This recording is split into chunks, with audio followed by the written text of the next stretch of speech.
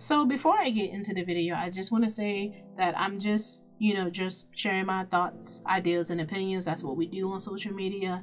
And I'm not trying to offend anyone. It's just things that I'm seeing that Black people need to be aware of. If you're going to date out of your race, especially with white people, we need to make sure that we are being respected, in the relationship. So, like I said, this might not be the video for you. You might not see yourself in this predicament, but I just wanted to bring out something for a very long time, what I'm seeing, what Black people are going through in a mixed relationship. So, I'm just giving you a fair warning that you might not like this video if you're in a mixed relationship. If you've seen yourself in this predicament, you might want to talk to your mate who is white, talk to them, reason with them, and try to see if you can fix it. But like I'm not trying to be mean. I'm not trying to tell you who to date and who not to date. That's you do you, boo. Okay, but let's go ahead and get into the video, shall we?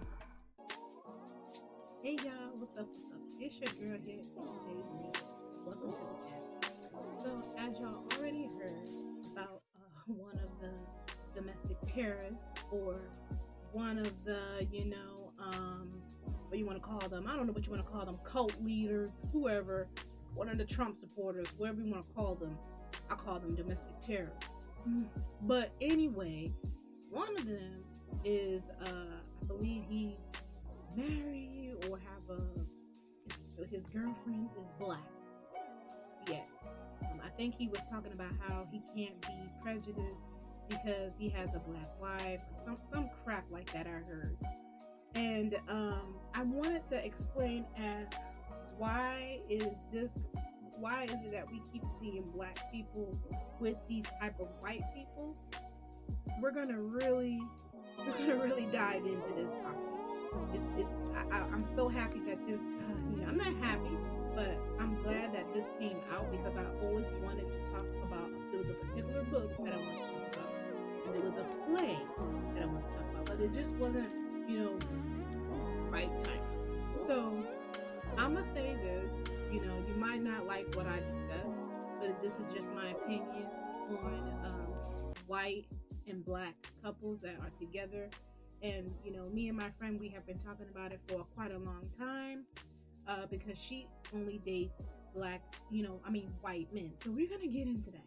So first thing first, I'm gonna show you some pictures, and I want you to see it. I just want you to look at it, and I want you to tell me what you think about it. All right. So as you can see, here is the 4 ringleaders for the domestic. I'm gonna call them the domestic terrorist ringleaders. All right. Some people call them cult leaders, but anyway, let's go over. One of them is married to a Black woman. Shout out to T and Shay. Thank you. She even dressed up as a Black woman getting caught or being taken by a Ku Klux Klan member. And that's T and Shade, that's her response to it. Yeah. So what is going on? Like, what exactly is going on? Why is this happening? What's going on? Why is this happening? Why are we seeing a lot of Black people, dating different races? But I'm mainly going to talk about Black women. I've talked about, Black men as to why they do it and stuff like that. Talked about it several times. But I wanted to talk about why is that Black women are running to white men at an alarming rate. Why are Black... And I've actually, if y'all don't know, I've actually talked about Black woman's experience. I think she's Nigerian. And she actually did a thing where she did a Tinder dating where it was like a experiment where she turned herself light-skinned and dark-skinned. There was a reason why she did that. And it kind of goes into, how you want to say it, like a fetish? Yes, we're going to go into, it's a fetish. Also slave mentality. know, a lot of this is what I'm saying. A lot of people are not going to like, especially black women, they're not going to like what I said. I've been saying this for years. I've been saying this for black men. I've been saying this for black women. I feel that we are a fetish to white people, and I feel that the white people are baiting us by being very nice and being really, you know, sweet to us so we can be their fetish. You'll see what I'm talking about. We are going to start off with a video of a woman talking about a book. She says that black women should date more. We're going to start off with that. And we're going to get really, really in the juicy detail. Oh, you guys are going to love this. You guys are going to love what I bring out. What do tennis stars Serena Williams, Senator Kamala Harris, and businesswoman Melody Hobson all have in common? They're all married to white men, but black women are the least likely group of women to marry, especially outside of their own race. A professor at Northwestern University explores these relationships in a new book called Interracial Relationships Between Black Women and White Men. And joining us now is the author, Cheryl Judice, who's also a sociologist and adjunct faculty member in Northwestern University's School of Education and Public Policy. Thank you for joining us. Thank you for having me. Of course. So why did you want to write this book? I wanted to write this book, Brandis, because I know of so many women, black women, who never had a romantic personal relationship. And I've always felt very bad about that and sorry about that. And the reason for that, primarily, it's because they limited their search to African American men. They never thought that any other men would be attracted to or by them. So they remained single. You call this also a numbers issue. Why do you say that? It's a numbers issue. There are far more black men than there are black women. And this starts at age 16. The same thing doesn't happen for whites to age 32. So for a black woman to limit her dating options to African American men by themselves, she has a very good likelihood of remaining single. What's happening to cause that gap at such a young age, at 16, for black women? Well, right, it begins with some of the things that happen to young black men. They have higher mortality rates than other groups of men, incarceration rates, things along that line that make it likely that there are far fewer of them. You document some of the reasons why black women don't date outside of the race. What are some of those sociological reasons? Based on the social, historical problems that this country has had, the historical relationships between some black men, black women and white men, that's primarily what it is. It's long entrenched, something that's going to be very difficult to change. You also talk about self-esteem, and you write a little bit about black women being so-called less desirable. What is that? Well, what it means is that really in this country, Western society values white women. They are at the top of the pinnacle in terms of beauty.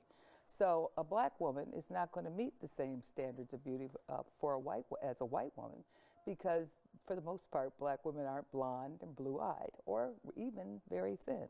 And that tends to be the standard that is most revered. So why focus then specifically on the relationships between black women and white men as opposed to black women and any other race? Because traditionally, black women with white men is the least common relationship. So I was curious, so how is it that men that are at the top of the social hierarchy are getting involved with women that would be at the bottom of the social hierarchy? So that was one of the first reasons for looking at that. There are far more black men married to white women than the reverse pattern. The other thing is that I didn't want to investigate black women married to other men of color because you don't have the same social, psychological, or historical dynamics to deal with. So those relationships don't have the same aspects going on between them that other white men and black women do.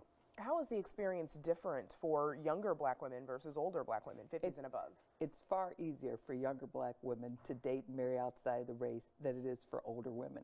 They don't catch as much racism. They may deal with other kinds of microaggressions, but they don't have to deal with some of the problems that their older peers did.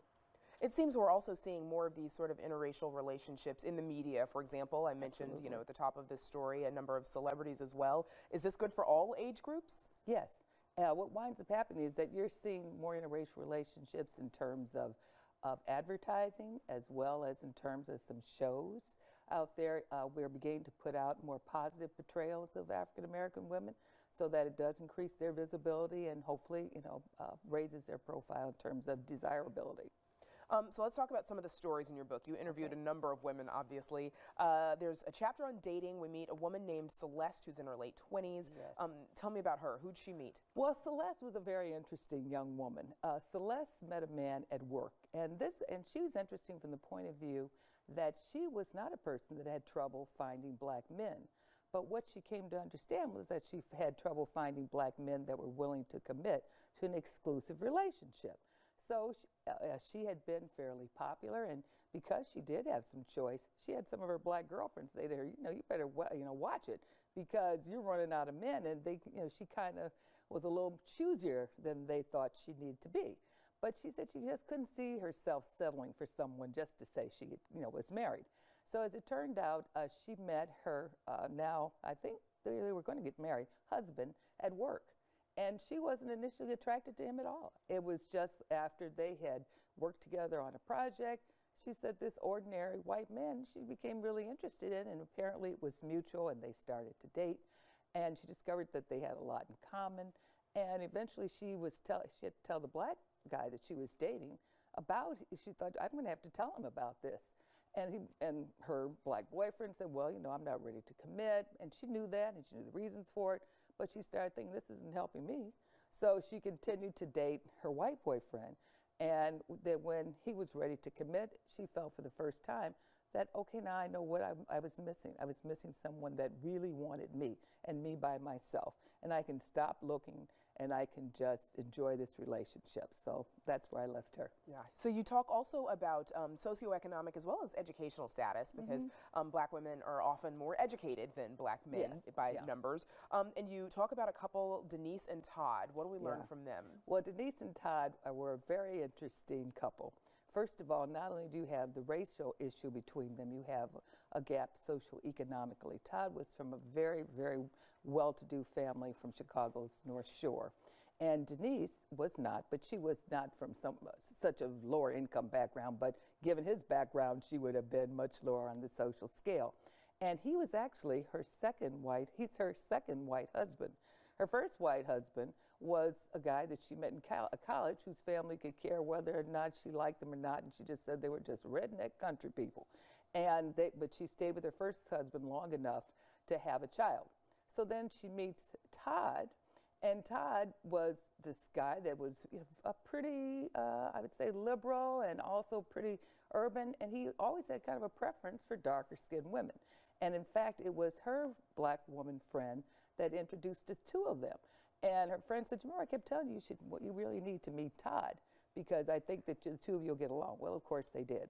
And they did get along, and then she discovered after the relationship had been going on for a little while about his own socioeconomic background. So it's because one day he said to her, he said, let me tell you a little bit about my family. And she's thinking, uh-oh, now I'm going to hear about how, the family really feels.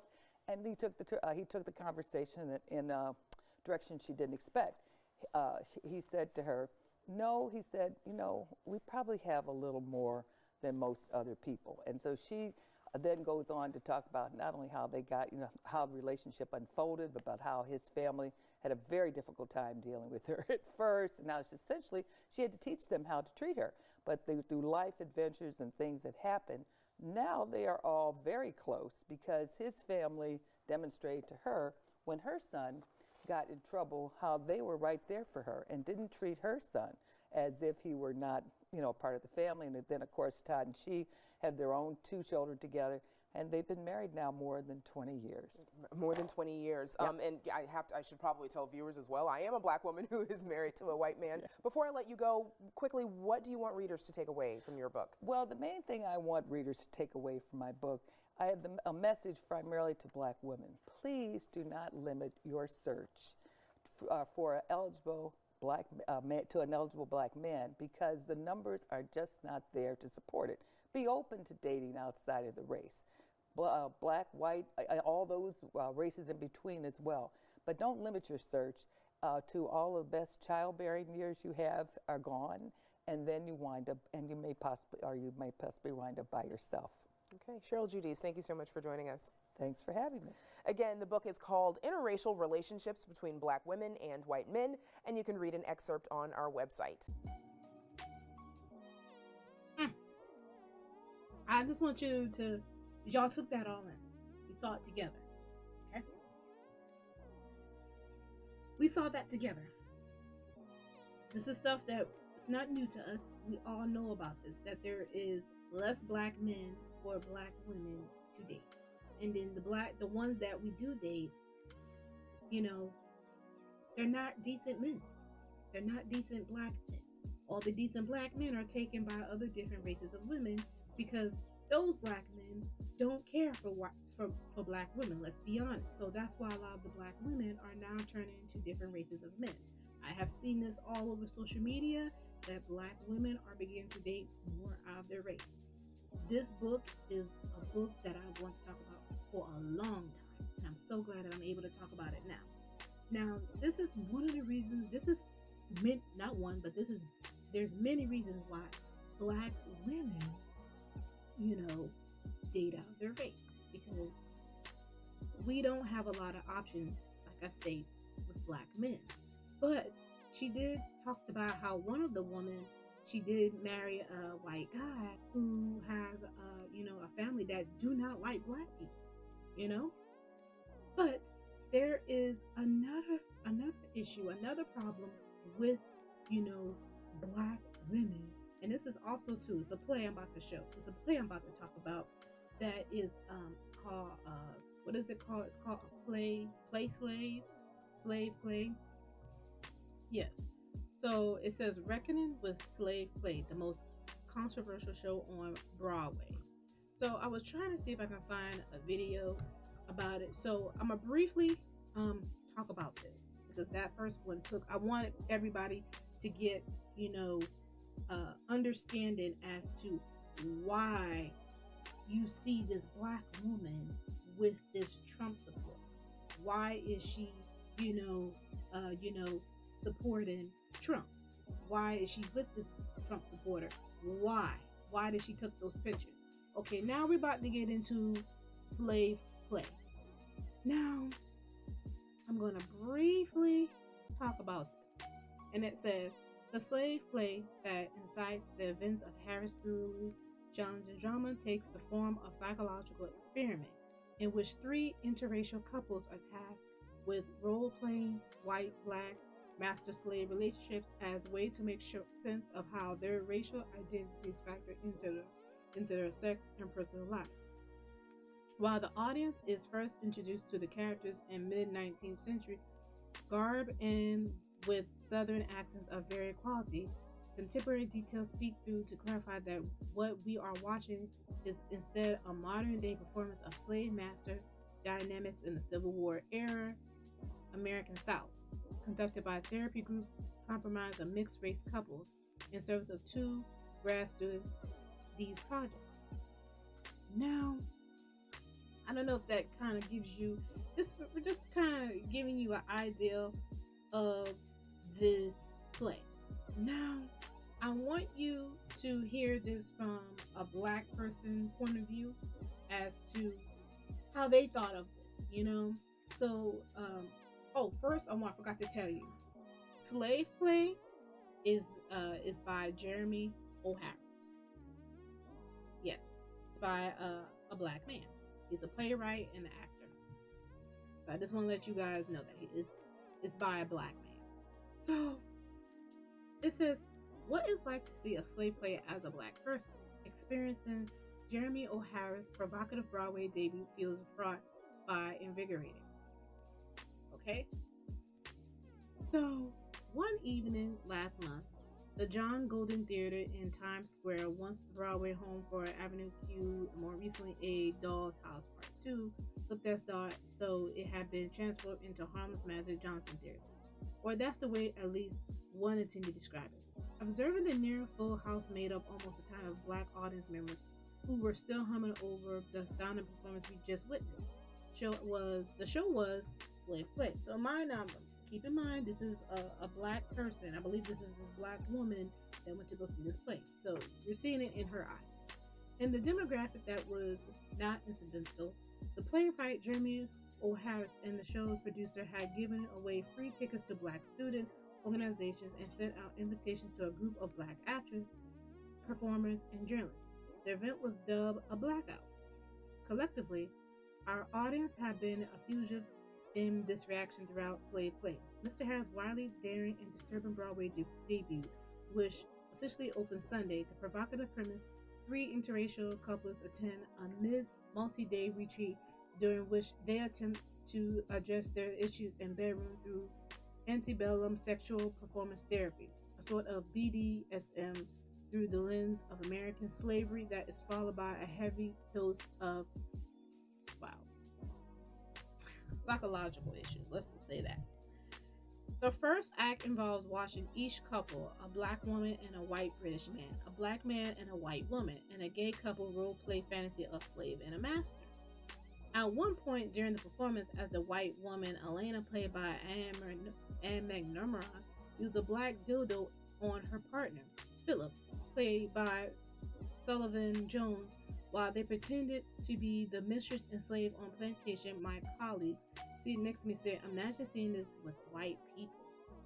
I could absolutely imagine it, and thus understood why this specially curated audience needed to exist, if only for one night. Even in the age of Hamilton, the musical Broadway audience still skewed predominantly white. In addition to Blackout, Mr. Harris and his team have done target outreach, including ad spots on hip-hop and R&B stations Power 105.1 and 10,000 seats made available for $39. $39 in an effort to make the show accessible to a broader audience, especially for a show like Slave Play, which bluntly confronts the lingering traumas of slavery on Black Americans. Being one of a handful of Black people in the room can have a profoundly unsettling effect on your experience. If you're a Black person coming into it with a majority white audience, what you never get is the complete freedom to hear all the words Jacqueline, or whatever, who plays Kanisha, a rather troubled by her relationship to her white husband, told me. Instead, your experience becomes about your white neighbor and how they receive it. What are they laughing at?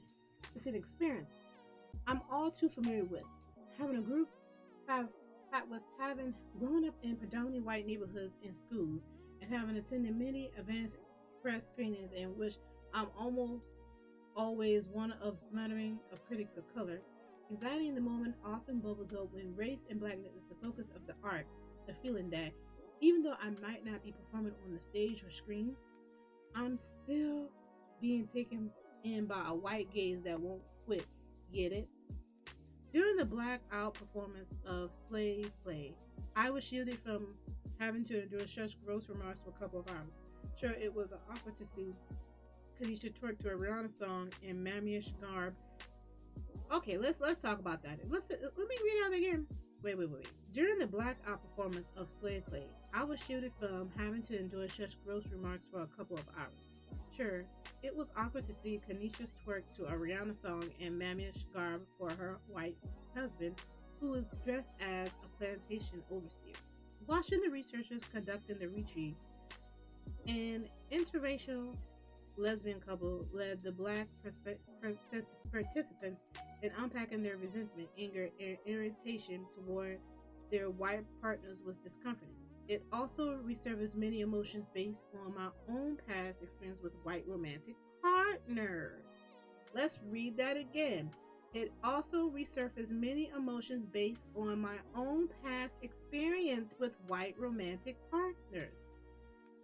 And it was difficult to sit with the play's final moments, which involve a sexually violent and emotional, but that night there seemed to be a fellowship among everyone, as people collectively gasped, provided audible ad-libs. "She's crazy," someone exclaimed, referring to the extremely obvious and frequent interpreter Atlanta, and interrupted into laughter or applause at some of the more outlandish or scabrous moments. If we all interpreted and felt about it differently, it still meant to something have the relief of freedom from judgment to express the responses. There were fewer of us the second time I saw Slave Party. During one of the final preview showings last week, the audience was mostly white, and unsurprising, that sense of community didn't have quite the same power as it did during the Blackout. The audience was much more muted, though some of the show's most profitable moments and biggest comedy beats garnered similar audible reaction.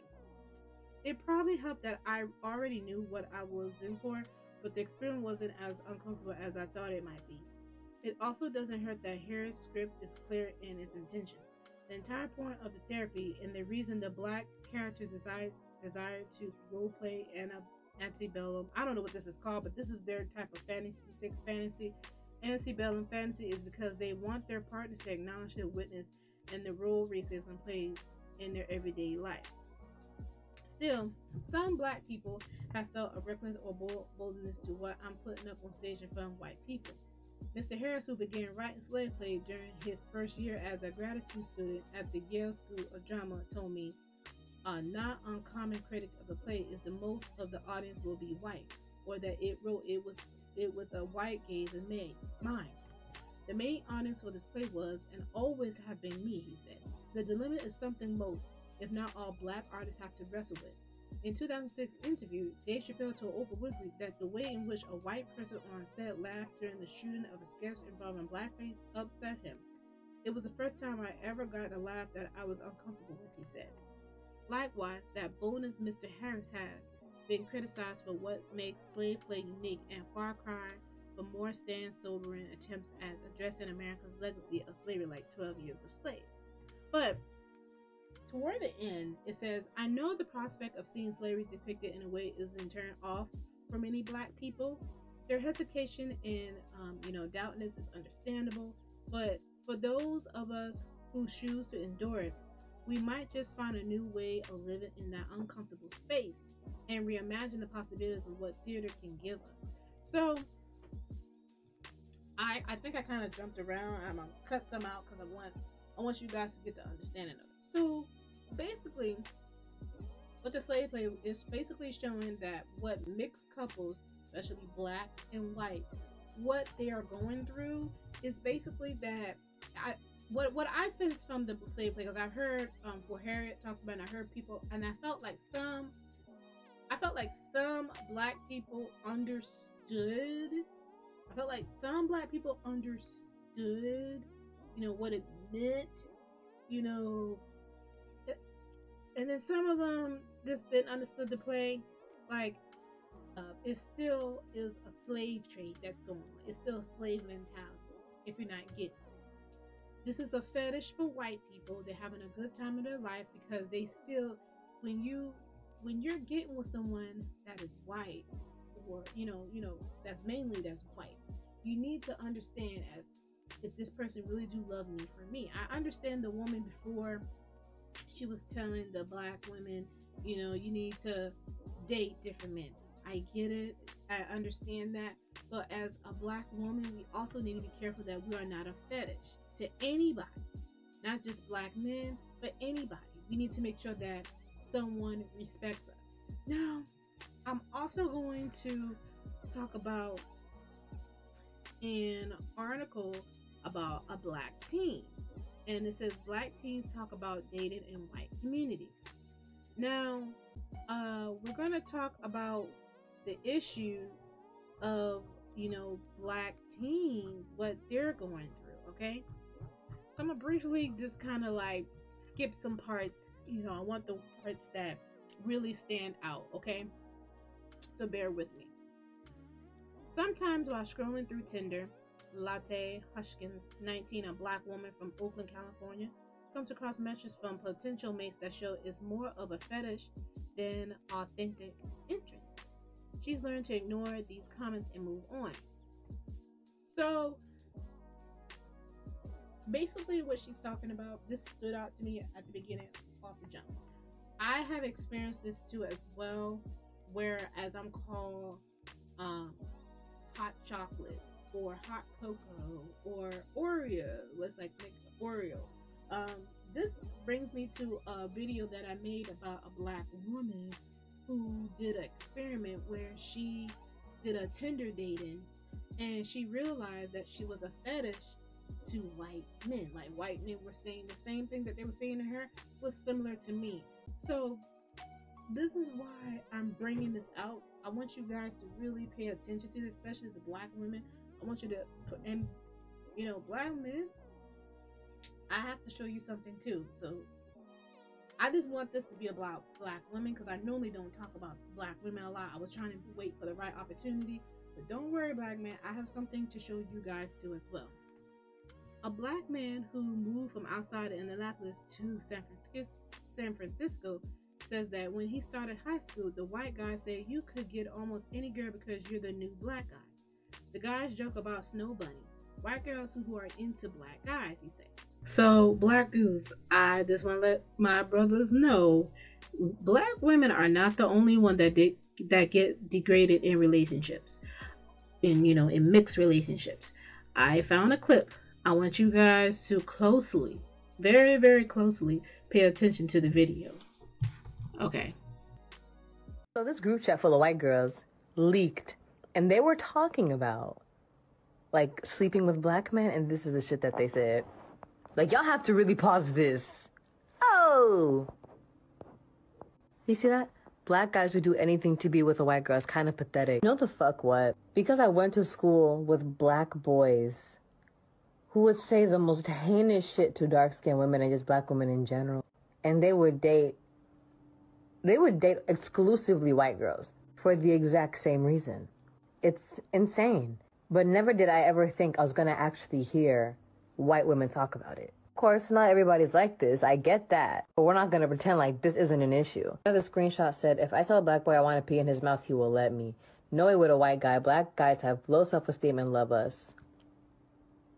Ooh, I don't want to hear shit about preference ever again. Yo. Oh, babes, they're not embarrassed for what they said. Like, they said what they said. They're embarrassed for being caught. Behold, an apology, quote unquote, from one of them. And she literally said some dumb shit like, it wasn't our intention to sound racist. Are you fucking kidding me right now? First of all, in the group chat, if y'all go back and see the screenshots, they call them like black boys. They don't even fully type out black. They say BLK. Are you fucking joking? Bitch, y'all called them easy. You said they have low self-esteem. One of y'all said they're the least attractive. You don't understand the appeal of being with them. Where was this energy when you were in the group chat? I will always stand against racism, but you were silent if not contributing to this particular chat? Like, what's her name? Miss Daniela, you were saying the worst shit. I mean, seriously. Girl, shut the fuck up. I want to hear shit. I'm not trying to be racist, but you said you were the worst one. Oh, babes, they're not embarrassed for what they said. All right, let me read this real quick. This is a message from one of the girls. First of all, exposing private conversation is effing rude, and talking to my friends about my thoughts doesn't make me a racist. If you think I'm a racist, feel free to block me and stop talking. Laugh out loud. Black guys are allowed to say white girls are easy and talk about how our snow pub, but same truthful is ghetto. Get the F out. I'm not going to apologize for having a private conversation. I don't care what y'all do. Since this bid loves exposing private ish, how would you like it if I expose your ish? You came for wrong B and you will get it. Black guys aren't suddenly gonna stop wanting to F you, retarded B. Wow. Yeah, so I guess she's talking to the black girl. This is what I'm talking about. This is the stuff that I'm talking about. I feel like black people, as us black people, we got to get out of these trying to go and get these toxic relationships with these type of white people. We got to be aware of them because they really don't care for us. Some of them really don't care for us. Now, I'm not saying that all white people are going to treat you like this. I'm not saying don't have a relationship with white people, but just be careful because this right here is utterly ridiculous. I mean, I really have wanted to share this. I'm glad I found the video. This is what I wanted to say. It's not just black women that's getting degraded by white men, but black men too as well is getting degraded by white women. So let me know what you think of this. All right, back to the video. There you go. Black guys, black men, there you go. As a sexuality educator, I think a lot about being mean in relationships and how to talk about them with young people. One issue that comes up often is how difficult it can be to navigate interracial relationships even today. According to many students, parents, and colleagues I speak with about interracial dating, it is still loaded with challenge. And yet, the teens I spoke to feel the dialogue, patience, and genuine openness and acceptance required of one another has encouraged their growth and resilience. Their words and insights can help others push through those challenges and help their parents and caregivers understand the challenges they face, which is why it is so important that parents try to understand what it's like to be black and a teenager in a relationship today. It's tricky time, and our children are living through racial awakenings and protests, a fiery political season, rampant racism, and of course, a deadly pandemic that is complicating everything in their lives. So, I want you guys, I'll put up this link in the description. I want to briefly talk about it. Black teens were already having issues with dating. Now it's even worse with the pandemic. I mean, things just got worse. This issue's always been here with racism, but it just got worse in 2020, and here it is. We're in 2021. It hasn't gotten any better. So you're gonna still see a lot of black people with white people because this is. And I also want to shed some light on this topic. I've been seeing a lot of black people with white people in these commercials. Like, commercials that we buy products like Geico, Zales. I'm seeing this a lot lately. And, you might say, well, okay, you're over exaggerating. You're being melodramatic. This is too much. No, I think this is kind of odd that I don't see a lot of black people with other black people in these commercials. I see very little of that, and I see more mixed people every day in a commercial with someone with mixed people. They're always showing black people with white people. I just think that this is kind of odd, and basically I went to go look up an article, and it basically was stating that, oh, well, we need to start showing more mixed couples so they can come out and buy our products too. And I'm like, really? Like, even the mass media is really pushing this image that black people need to be with white people. You look better in a freaking commercial ad. Like, it's just getting downright ridiculous. They're not even promoting black people to be with black people, or black people to be with Asian people or Spanish people. I'm seeing a whole lot of black people in the commercial ads with white people. I just want you to think about that. I mean, I was thinking about it because I saw it the other day and I want to add that in there. Let me know what you think about that. This is literally who's going to be attracted to us. Them, and there are other different races that are attracted to us, but you're going to see that a lot of white people are going to flash onto us because, I'm sorry to say this, but we're a fetish. Okay? The big butt and, the big breasts and big hips, big lips. And then with the black men, you got the big private parts. This is a fetish. So I don't know if I'm going to show a video, but I'm briefly going to tell you about a video about what these group of white women were saying. Young ladies were saying about black men. They basically were talking about how black men are easy to control. They're stupid and dumb, and they got called out about it. And some people in the media found out about it, and a lot of people were like, look, this is who y'all date. But it's not just the black men that's doing this. It's, as you can see, it's black women too as well. I know this is long, but there's so much I wanted to put into it, and I really want to bring that book out, and I really want to talk about that slave play.